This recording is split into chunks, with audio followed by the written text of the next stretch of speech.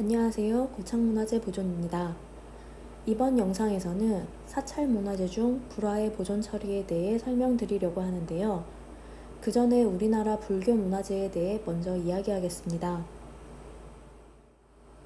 우리나라 문화재의 상당수는 불교 문화재입니다. 불교문화재연구소에서 조사한 불교문화재 일제조사에서 조사된 문화재 총 16만 3,337점을 건축, 조각, 고서화, 공예, 석조, 전적, 복식 등 총 10가지로 분류하여 정리한 것을 살펴보면 불화는 6,821점 전해지는 것으로 기록되어 있습니다. 그중 대다수가 조선 후기의 불화입니다. 고려 불화와 조선 전기 불화인 임진왜란 이전의 조선 불화는 대표적으로 강진무이사, 안동 봉정사의 벽화가 있고 고려와 조선 전기의 불화는 많이 남아있지 않습니다. 그 이유는 크게 두 가지로 분류할 수 있습니다. 첫 번째로 우리나라의 역사를 볼 때 외세의 침략과 약탈 그리고 조선의 억불정책 등의 이유로 시기가 올라가는 불화는 대부분 일본 등 국외에 소재해 있습니다. 현재 남아있는 고려 불화는 약 160점 정도라고 알려져 있고 이 가운데 130여 점이 일본에 소재해 있으며 유럽, 미국 등 서양권에 10여 점이 보관되어 있다고 합니다. 그 중에서도 수월가늠도의 비율이 굉장히 높은 편으로 현재 고려 불화 중에서 33점 정도입니다. 현존하는 수량으로 미루어 당대에 매우 많은 수월가늠도가 제작되었을 것으로 보입니다. 두 번째로 제작 재료의 특수성에 있습니다. 앞서 언급된 문화재의 다양한 형태들은 문화재를 구성하는 바탕 재질로도 구분할 수 있습니다. 종이, 직물, 목재, 석재, 동, 금 등으로 구분할 수 있으며 내구성이 약하고 환경 요인에 의해 쉽게 손상되는 것이 종이와 직물입니다. 불교 회화를 포함한 대부분 고서화는 종이와 직물로 구성됩니다. 바탕재인 직물이나 종이에 안료와 염료를 사용하여 그림을 그리고 종이로 배접하여 장황합니다. 고서화 문화재는 오랜 세월 보관 환경에 따라 쉽게 열화되는데요. 유기물로 구성된 고서화 문화재는 습기에 취약하고 곤충 및 설치류의 표적이 되기 쉽습니다. 이런 이유로 금속과 석재로 제작된 무기물 문화재보다 상대적으로 오랜 세월 전해져 내려오기 어렵습니다.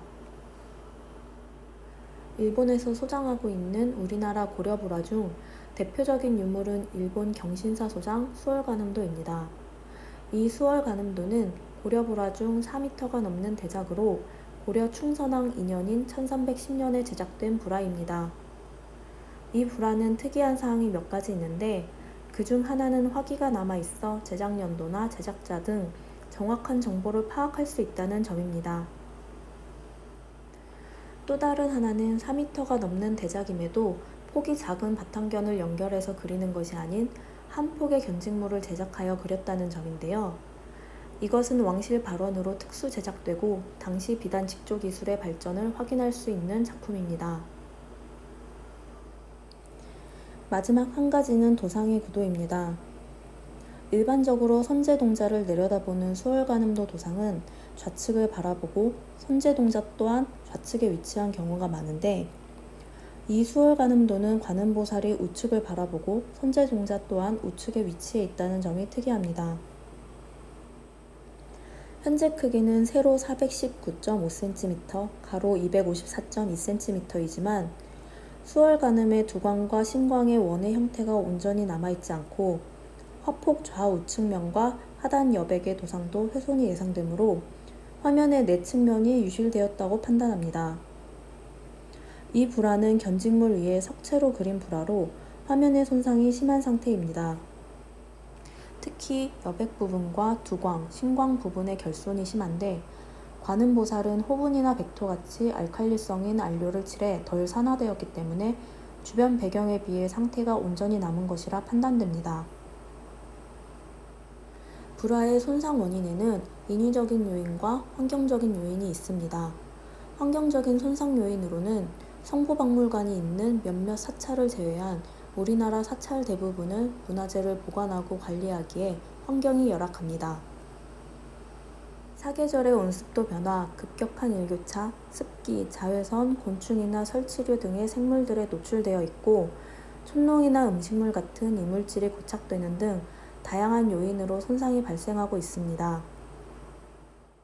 인위적인 손상 요인으로 문화재를 잘못 취급하고 잘못된 재정황 등이 가장 큰 요인이라 할 수 있습니다.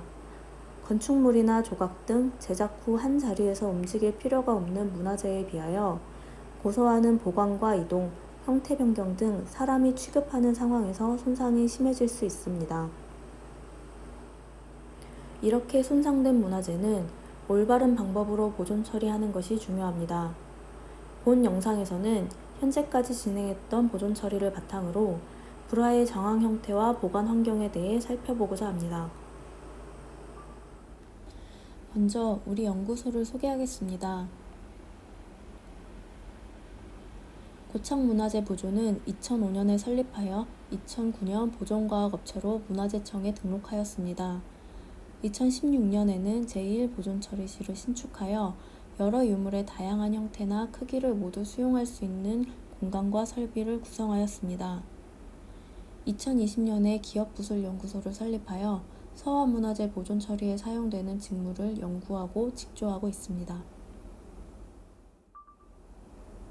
우리 연구소는 2005년에 설립한 이후부터 현재까지 17년간 400여 점이 넘는 지류 서화문화재를 보존 처리, 모사, 복제를 해왔습니다.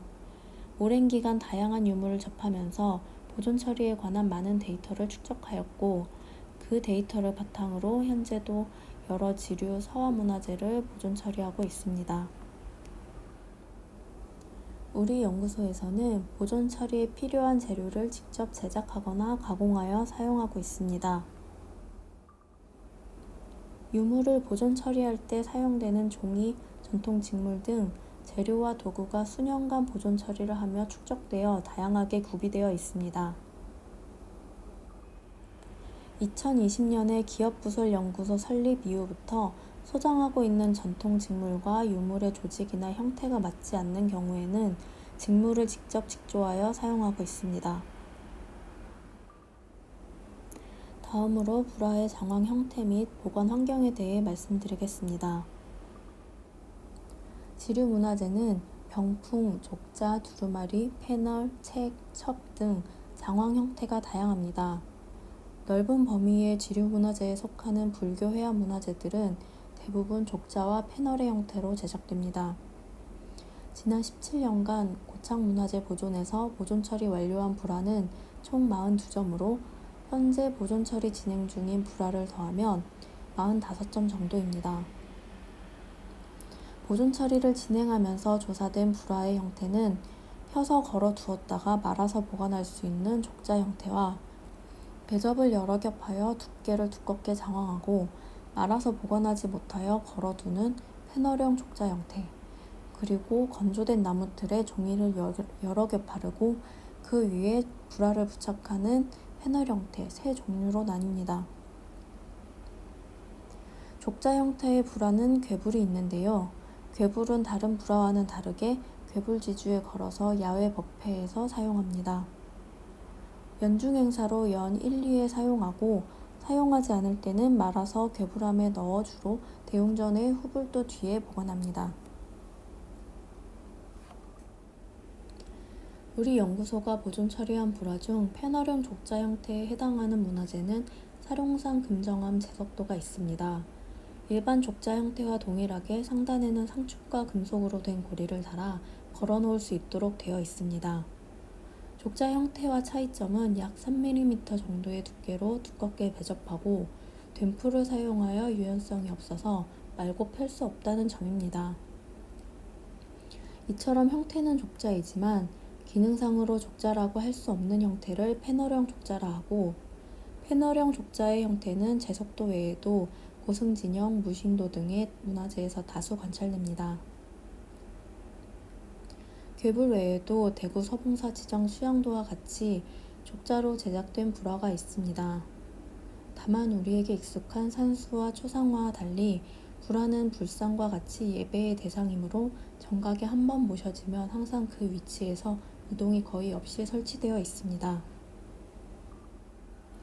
다음은 패널 형태입니다. 패널은 목재 틀에 닥지를 여러 겹 부착하여 건조하고 그 위에 불화 화면을 붙인 형태를 말합니다.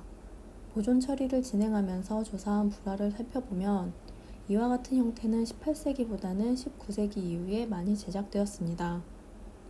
수리를 진행했던 문화재 중 시기가 가장 오래된 불화는 합천해인사 영산회상도입니다. 합천해인사 영산회상도는 액자 형태로 장황되어 있었지만 보존 처리하기 전 이미 개장되어 본래의 모습을 알 수 없었습니다. 대구 동화사 대웅전 삼장보살도는 수리 전 패널의 형태였는데 수리를 진행하는 과정에서 장황 형태가 변형된 흔적을 발견할 수 없어서 본래 패널 형태일 것으로 판단됩니다. 대구 동화사 대웅전 삼장보살도의 제작 시기는 1728년으로 18세기 불화의 패널 형태를 잘 보여주는 사례입니다. 19세기부터 불화는 족자 형태보다 패널 형태가 더 많이 등장합니다. 이러한 불화의 제작 형태는 지금에까지 이어지고 있습니다. 이와 같은 형태의 변화 이유는 여러 가지 이유가 있겠지만 족자보다 제작이 수월할 뿐 아니라 제작 후 취급이 더 편리하기 때문이라 판단됩니다. 패널 형태는 필요에 따라 펼치거나 다시 말아놓을 수 있는 족자에 비해 같은 자리에서 지속적으로 외부 환경 요인의 영향을 받기 때문에 손상이 더욱 심할 수밖에 없습니다. 특히 급격한 온도와 습도의 변화는 유물 제작에 사용된 견, 면, 닥지 등 재료의 수축과 팽창이 생기게 되고 건조하여 화면의 터짐 현상이 생기거나 찢어지는 경우도 발생합니다. 또한 법당 내부에서도 촛농을 포함한 이물질, 벌레 분비물들이 고착됩니다. 문화재의 보존 환경은 재질에 따라 적합한 온습도가 있습니다. 대체로 상대 습도 40에서 60% 사이로 급격한 온습도 변화가 없이 일정한 습도를 유지하는 것이 이상적입니다. 여기서 불화는 고서화와 동일하게 상대 습도를 50에서 55% 정도로 유지하는 것이 좋으며 온도는 20도씨 정도가 적절합니다. 벌레의 번식과 성장에 좋은 온도는 25에서 30도이며 습한 장소에서 피해가 큽니다. 균류에 의한 손상 역시 이러한 환경에서 발생하기 쉽습니다. 급격한 습도의 변화는 유기물로 구성된 불화의 형태를 변형시킵니다. 이런 환경에서 패널 형태는 나무틀이 휘어지고 화면이 수축하여 터지거나 찢어지는 현상이 발생하고 족자 형태는 화면이 비틀리는 현상이 발생할 수 있습니다. 온도가 높고 습도가 낮은 환경에서 정각의 불화의 결로 현상이 발생하여 화면의 얼룩, 변색 등 다양한 영향을 줍니다. 미술관이나 박물관은 유물을 수장고에 보관하여 환경에 의한 손상을 최소화하지만 불화의 경우 정각 내부라고 하지만 외부에 노출된 것과 크게 다르지 않습니다. 우리나라 사계절의 급격한 온습도 변화와 대기 오염물질에 노출된 불화는 산화가 급격히 진행되는 편입니다. 다음은 이러한 환경에서 발생하는 불화의 손상 요인을 살펴보고자 합니다. 첫 번째로 환경적 요인을 들 수 있는데요. 환경에 의한 손상으로는 빛에 의한 열화와 색상 변화, 물에 의한 습해, 충해, 온습도의 변화로 야기되는 찢어짐 등이 있습니다. 먼저 빛에 의한 손상인 변색과 탈색에 대하여 말씀드리겠습니다. 가시광선과 자외선, 적외선에 의해 종이와 직물은 열화되는데 자외선은 가시광선보다 변색이나 퇴색을 일으키는 작용이 강하며 적외선은 물질에 흡수되면 열이 되어 온도 상승을 일으킵니다. 이런 이유로 박물관 전시 공간에서는 자외선 차단 램프를 사용하며 문화재 상태에 따라 적절한 조도를 조정합니다. 일반적으로 고서화 문화재의 경우 100룩스 이하가 적절합니다. 하지만 사찰의 경우 빛을 조절하거나 차단하기 쉽지 않습니다. 지금 보이는 사진은 보존 처리 과정에서 제작 당시 부착된 경첩을 분리한 모습입니다. 주변의 색감과 비교하면 본래의 화려한 색과 변색된 색의 차이를 명확히 볼 수 있습니다. 두 번째로 물에 의한 손상에 대해 알아보겠습니다. 습도는 지류문화재를 보관하는 데 고려할 사항 중 가장 중요한 요소입니다. 일반적으로 상대 습도 65% 이상은 곰팡이가 생육하기 적합합니다. 화면에 곰팡이가 생기기 시작하면 쉽게 퍼지게 되므로 도상에 영향을 미치게 됩니다. 장마철에는 직접적인 습해가 발생할 수 있습니다. 비가 많이 오는 장마철은 기본적으로 습도가 높을 뿐 아니라 보관 장소의 누수로 인한 손상도 발생합니다. 화면의 표면 위에 덮은 먼지가 물의 표면 장력에 의해 습해 가장자리로 몰리면서 물얼룩이 생깁니다. 물얼룩은 습식 클리닝으로 완화가 가능하지만 완전한 제거는 어렵습니다. 세 번째로 충해에 대해 알아보겠습니다. 지류문화재의 바탕재는 대부분 종이와 직물입니다. 종이와 직물은 셀룰로스로 구성되는데 이 셀룰로스, 섬유소는 벌레의 좋은 먹잇감입니다. 온도 25에서 30도, 상대 습도 65에서 75%일 때 충해의 피해가 가장 큽니다. 연중 습도가 높은 일본의 문화재에 충해가 많은 이유입니다. 우리나라의 문화재에서도 충해는 자주 관찰되는데 일반적으로 충해를 입은 모양을 살펴보면 넓은 범위 피해와 터널형 피해로 나눌 수 있습니다. 넓은 범위의 피해는 좀벌레에 의한 것이 대부분입니다. 바탕재를 터널형으로 손상시키는 벌레는 주로 권연벌레이며 주로 전적에서 손상을 관찰할 수 있습니다. 목재에 손상을 주는 해충은 좀벌레와 권연벌레 외에도 흰개미부터 바퀴벌레 등 다양합니다.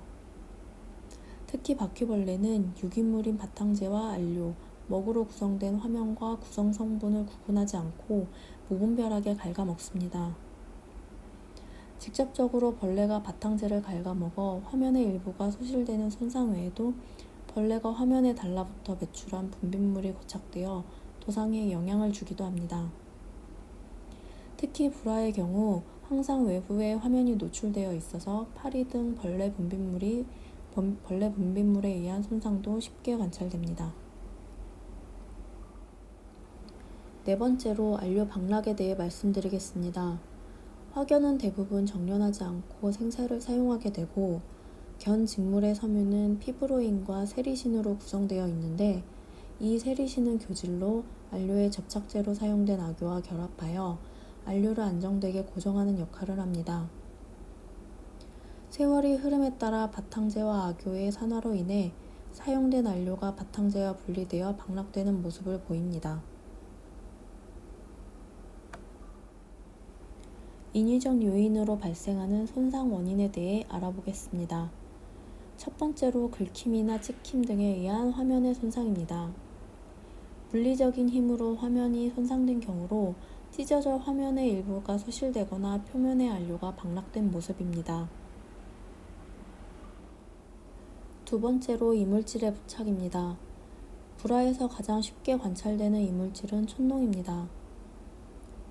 불화는 문화재이기도 하지만 신앙의 대상이기 때문에 법당 같은 곳에 모셔놓고 예배를 드리게 됩니다. 이때 불화 앞에 놓인 초에서 촛농이 튀어 화면에 묻게 됩니다. 촛농 외에도 찢어진 화면을 보강하기 위해 시중에서 판매되는 접착 테이프를 붙여놓는 경우도 있습니다. 세 번째로 잘못된 취급이나 보관에 따른 손상이 있습니다. 이 손상은 족자 형태의 유물에서 쉽게 관찰됩니다. 앞서 언급한 족자 형태이지만 제작 목적에 따라 말아서 보관하지 않는 문화재의 경우 배접을 강한 풀로 여러 번 하게 되는데 이렇게 만든 족자는 화면이 딱딱해져 유연하게 말 수 없습니다. 하지만 취급에 대한 이해가 부족한 상태에서 힘으로 말아버리면 화면이 꺾이고 꺾임 주변으로 안료 방락, 찢어짐 등 2차 손상을 야기합니다. 또한 오랜 세월 문화재가 산화 및 경화되어 유연성을 잃어버린 경우도 위와 같은 손상이 발생합니다. 따라서 문화재 보존 처리에 사용하는 풀의 농도는 유물의 상태와 장황 형태에 맞게 조절하고 유연성을 고려하여 배접지를 선택합니다. 근래에는 재꺾임 발생을 최소화하기 위해 굵게마리 축을 제작하는 등 보관 방법을 고려하고 있습니다. 잘못된 수리로 인한 손상에 대해 말씀드리겠습니다. 보존 처리를 통해 문화재의 손상 진행을 막고 수명을 연장합니다. 문화재 보존 처리는 과학적 조사를 바탕으로 문화재에 알맞은 보존 처리 방법을 선택하여 진행해야 합니다. 현재 사용하고 있는 재료와 수리 기법이 해당 문화재의 최고의 선택이 아닐 수 있으며 미래에 더 좋은 재료와 수리 기법이 나올 수 있으므로 현재 할 수 있는 최선의 선택을 하여 보존 처리를 해야 합니다. 따라서 재료는 가역적인 것을 선택해 사용하며 도상을 이동하거나 덧칠하지 않아야 합니다. 즉, 문화재의 원형을 훼손하면 안 됩니다. 과거에 수리가 진행된 문화재를 다시 수리했을 때 문화재의 원형이 손상된 경우를 종종 볼 수 있는데 가장 쉽게 볼 수 있는 것은 덧칠과 형태가 변형된 경우입니다.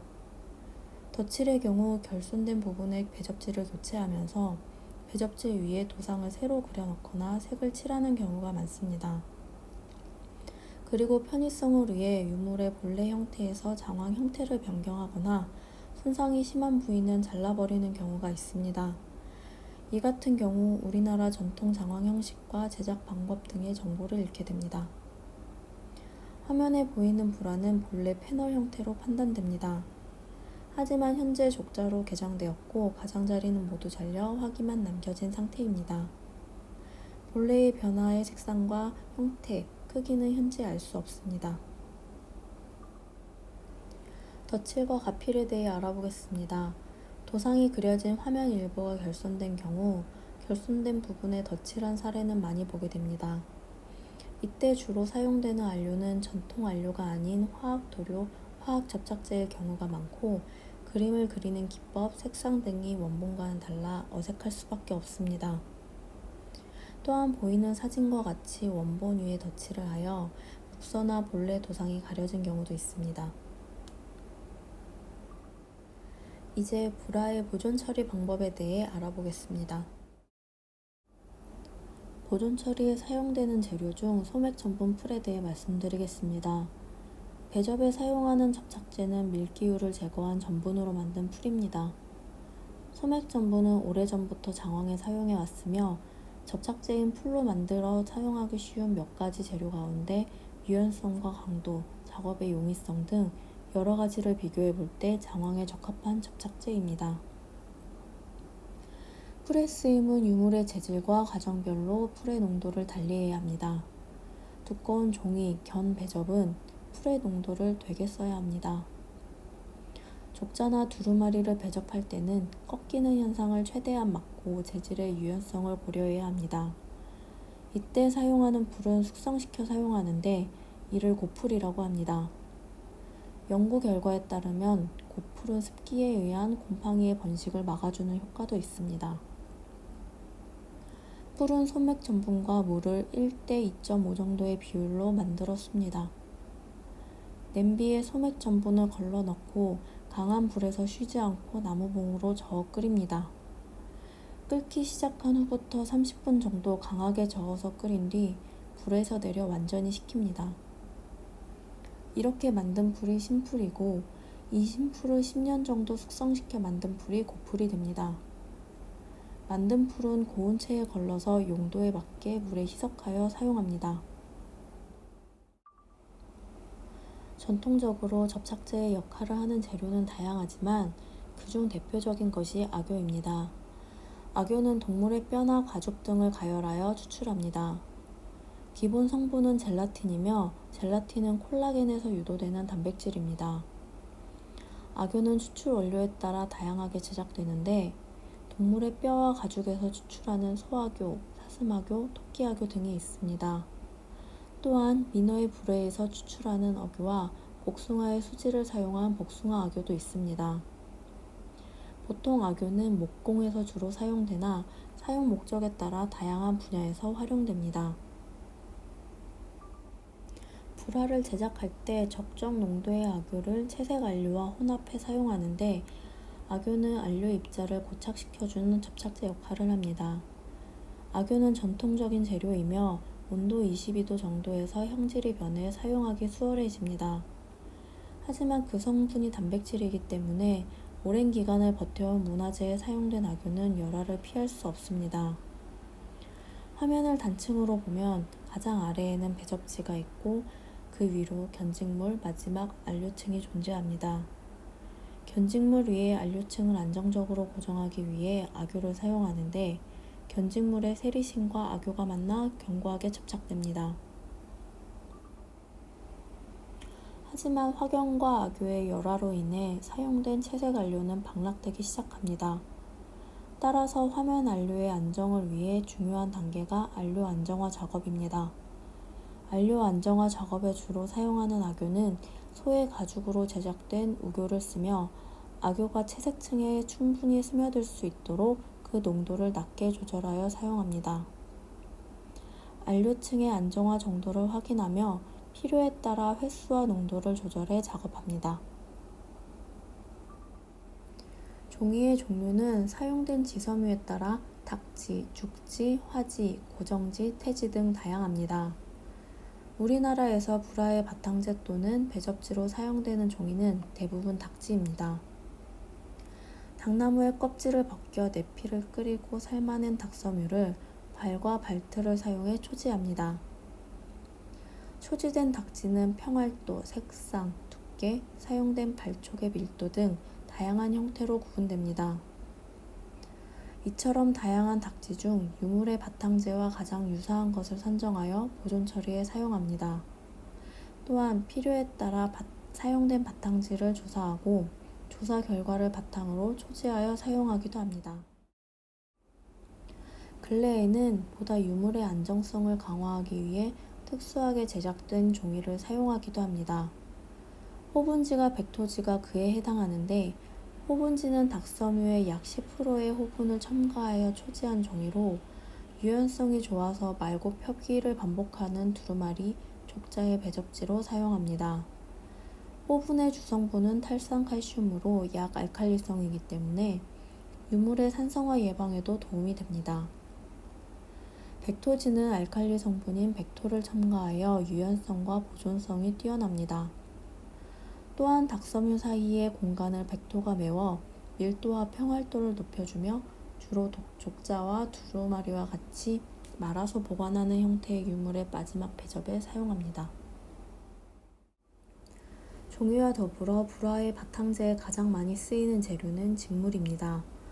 직물 역시 견, 삼배, 면 등 종류가 다양하지만 대다수는 견직물이 사용되었습니다. 바탕재의 결손부 매움을 하기 위해 유물에 사용된 화견의 특징을 조사하고 그 조사한 내용을 바탕으로 사용할 매움견을 선정하는 것이 중요합니다. 현재 우리가 사용하는 직물의 대부분은 기계로 직조합니다. 하지만 문화재의 바탕 직물은 기계가 아닌 사람의 손으로 짠 수직입니다. 기계로 짠 직물은 시실의 밀도가 균일하고 재료의 수급이 수월하다는 장점이 있지만 수직의 손맛을 구현하기는 힘듭니다.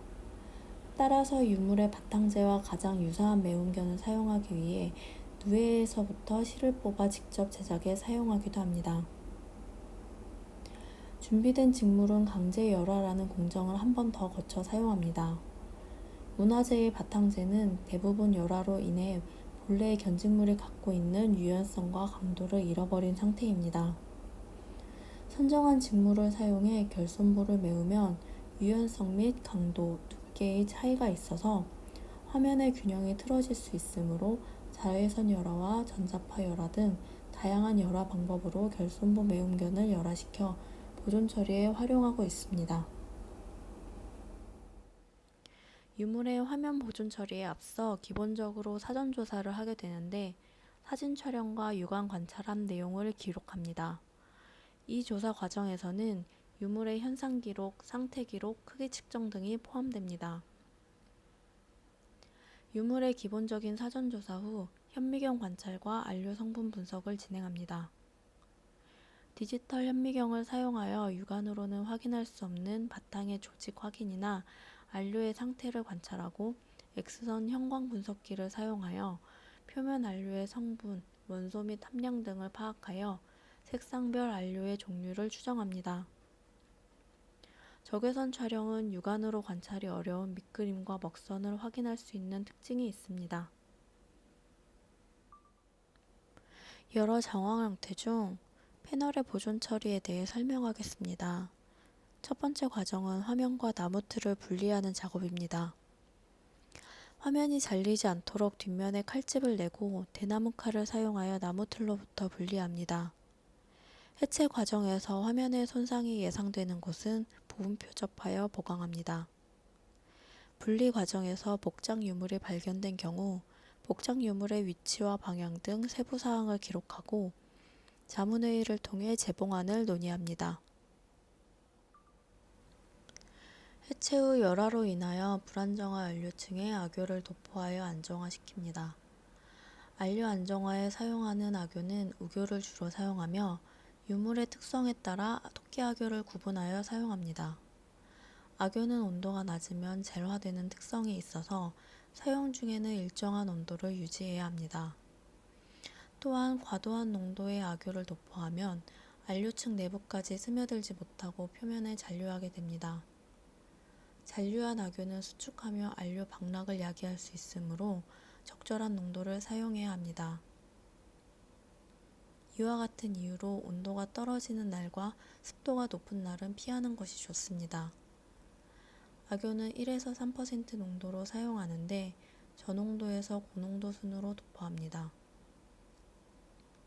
저농도 악효는 표면의 이물질을 제거하는 클리닝 역할을 하고 안료층의 상태를 점검하며 매 횟수 농도를 높여 도포합니다. 도포 후 충분히 건조시킨 후 다음 횟수를 진행합니다. 안료 입자가 움직일 가능성이 높은 경우에는 색상을 구분하여 도포하고 분말화가 심한 경우 저농도의 악효물을 가습하는 방식으로 진행합니다. 안정화 후 표면에 고착된 이물질을 제거합니다. 벌레 분비물은 송곳, 메스 등 날카로운 소독으로 표면을 깎아 제거하는데 제거 과정에서 안료층 손상이 예상되면 무리하게 제거하지 않습니다. 촛농은 표면에 흡습지를 덮고 미열을 가해 녹은 촛농을 흡수하여 제거합니다. 온도가 높거나 시간이 지체되면 화면에 손상이 갈 수 있으므로 주의해서 진행합니다. 손상이 심한 유물은 표면의 우뭇가사리풀과 레이온지, 한지를 사용하여 표접을 진행합니다. 표접은 2차 손상을 방지하고 작업의 효율을 높이는 장점이 있지만 우뭇가사리 풀의 농도를 잘못 사용할 경우 표접지 제거 과정에서 안료가 방락될 수 있다는 단점이 있습니다. 따라서 유물 상태에 따라 숙련자의 판단으로 적절한 농도를 선택해 작업해야 합니다.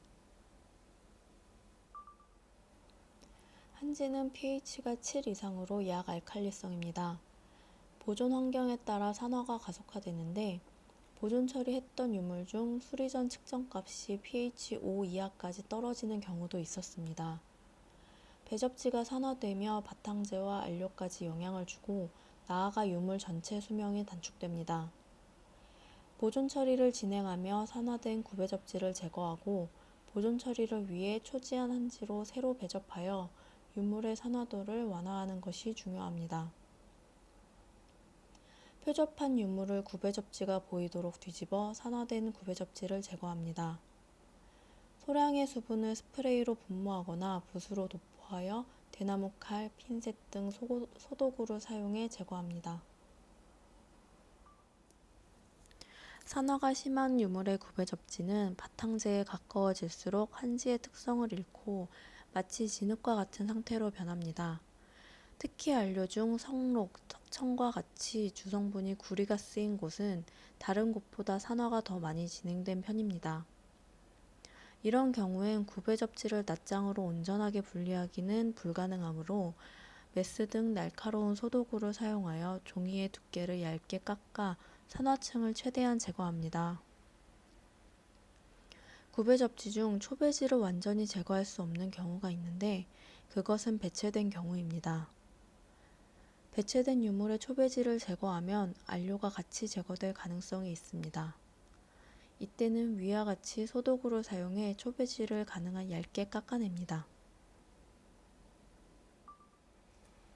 다음으로 결손부 매움에 대해 말씀드리겠습니다. 사전조사 결과를 바탕으로 결손부 매움에 사용할 바탕재를 선정하고 천연염색, 도침 등 가공을 거쳐 사용합니다. 화면 위에 트레싱지를 놓고 바탕재가 직물일 경우 경위사, 종이일 경우 발과 발끈의 방향을 고려하여 결손의 형태를 그립니다. 트레싱지를 결손부 매움견이나 종이 위로 옮겨 그려진 결손 모양에 맞게 잘라 소맥 전분 풀로 부착합니다.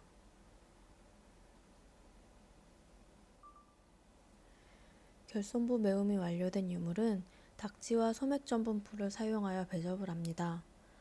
배접은 유물의 두께를 고려하여 배접지의 두께와 횟수를 결정하고 진행합니다. 1차 배접지는 화면과 바로 맞닿아 보존 처리 후 유물의 분위기를 결정하게 되므로 오리목 열매로 천연 염색하여 사용합니다. 배접 후 문지름 솔로 충분히 문질러 잘 접착시킵니다. 패널 형태의 유물은 이미 나무 틀에 여러 겹의 한지를 부착하기 때문에 2차 배접까지 진행합니다. 2차 배접지 역시 닥지와 소맥 전분 풀을 사용하며 배접 후 화면을 돌려 앞에 부착해 놓은 표접지를 제거합니다. 그 후 건조판에 부착해 충분히 건조합니다. 결손부 매움한 부분은 주변의 색감과 조화롭게 색맞춤을 합니다. 색맞춤에 사용되는 안료는 유기염료를 사용하며 고색으로 칠하되 주변의 색감에 맞추어 조정합니다. 이때 결손부 매움한 곳에만 색맞춤하며 안료가 도상을 침범하여 원본에 변화를 주지 않도록 주의합니다. 유물에 사용된 나무 틀에 손상이 심해 재사용하지 않는 경우 보존에 적합한 목재를 사용해 패널을 새로 제작합니다. 제작에 사용되는 목재는 소나무를 사용하며 몽이가 없고 결이 고우며 충분히 건조되어 변형될 가능성이 없는 것으로 선정합니다. 예부터 사용된 나무틀의 경우 해체 과정에서 살펴보면 목재의 형태를 잡아주는 나무살이 촘촘하지 못한 모습입니다. 따라서 새로 제작할 때 살을 보강하여 뒤틀림을 방지하고 보존에 적합하도록 제작합니다. 또한 제작 후 나무틀의 무게를 고려하여 나무살은 오동나무 등 가벼운 소재를 사용합니다. 틀의 앞, 뒤로 한지를 부착하는데 4단계의 방식으로 총 7겹을 부착합니다. 첫 번째 단계는 틀 고정으로 속틀에 풀을 먹여 틀의 흔들림을 방지하고 두꺼운 종이를 발라서 틀을 고정하는 단계입니다. 틀의 휘어짐을 잡아주는 과정이므로 강하고 두꺼운 한지를 붙이고 앞, 뒤 양면이 균일하게 건조될 수 있도록 뒤집어주며 건조합니다. 두 번째 단계는 겹쳐 바르기로 풀을 최소한으로 사용하여 두세 겹의 종이를 겹쳐서 붙여 두께를 주는 과정입니다. 일정한 간격으로 겹치게 종이를 붙이며 공기층을 형성하여 외부 충격의 완충 역할을 할 수 있도록 합니다. 전체에 풀칠하지 않고 부분적으로 풀을 사용하므로 유연성이 생기고 통풍 효과도 있습니다. 다음은 눌러 바르기입니다. 패널 제작 과정의 세 번째 과정으로 종이 겹수로 따지면 5겹째 과정입니다. 섬유를 살린 한지를 전면에 풀칠을 하여 틀에 부착합니다. 이 과정은 겹쳐 바르기 한 틀을 견고하게 하고 겹쳐 바르기에서 생긴 단 차이를 없애는 표면 정리의 역할을 합니다. 이 과정이 끝나면 틀과 종이의 단 차이를 줄이기 위하여 좌우 모서리의 종이 턱을 깎아줍니다. 다음 띄어 바르기는 2단계로 구분할 수 있습니다. 우선 1단계는 가로, 세로 20cm 크기로 절단한 한지에 가장자리에 풀칠을 하고 나무 틀에 붙여 주머니처럼 빈 공간을 형성합니다. 2단계는 가장자리 섬유를 살려 가로, 세로 20cm 크기로 종이를 자르고 가장자리만 풀칠을 하여 나무 틀에 붙입니다. 이 과정은 유물이 외부로부터 충격이 가해졌을 때 힘을 분산시켜주는 완충 역할을 하고 이후 틀에서 화면을 쉽게 해체할 수 있게 해줍니다. 패널 제작이 완료되면 화면을 패널에 붙이는 작업을 합니다. 보존 처리가 완료된 화면을 패널의 크기에 맞추어 재단하고 화면 뒷면에 소맥점 펌프를 골고루 펴 바릅니다. 이때 전면에 묽은 농도의 풀을 칠하고 가장자리에 된 풀을 발라 화면을 미리 제작된 패널에 부착합니다. 나무틀이 습기에 의해 뒤틀리지 않도록 건조하는 동안 문진으로 눌러 고정하여 충분히 건조시킵니다. 금구를 재사용할 경우 표면 부착된 먼지와 이물질, 부식록을 제거하고 방청 강화 처리 후 재사용합니다.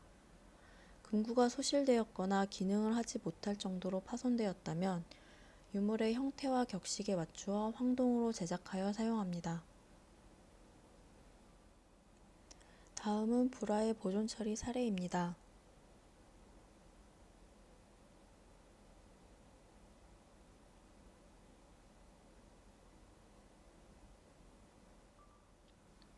불화의 보존을 위한 수리는 앞서 언급한 바와 같이 원형을 손상하지 않고 가역적인 방법으로 진행되어야 하며 보존 처리자의 수리에 관한 개념과 철학, 소중한 문화재를 대하는 신중한 태도가 우선되어야 합니다. 불화의 보존 처리는 본문에서 언급한 수많은 손상에 대한 조사를 바탕으로 전통적이며 가역적인 재료를 사용하고 숙련된 보존 처리 전문가의 세밀한 손길이 요구됩니다. 견오백 지천년이라는 말이 전해주듯이 적절한 보관 환경에서의 보관과 제대로 보존 처리했을 때 우리의 문화재를 먼 후대까지 전달할 수 있을 것입니다. 감사합니다.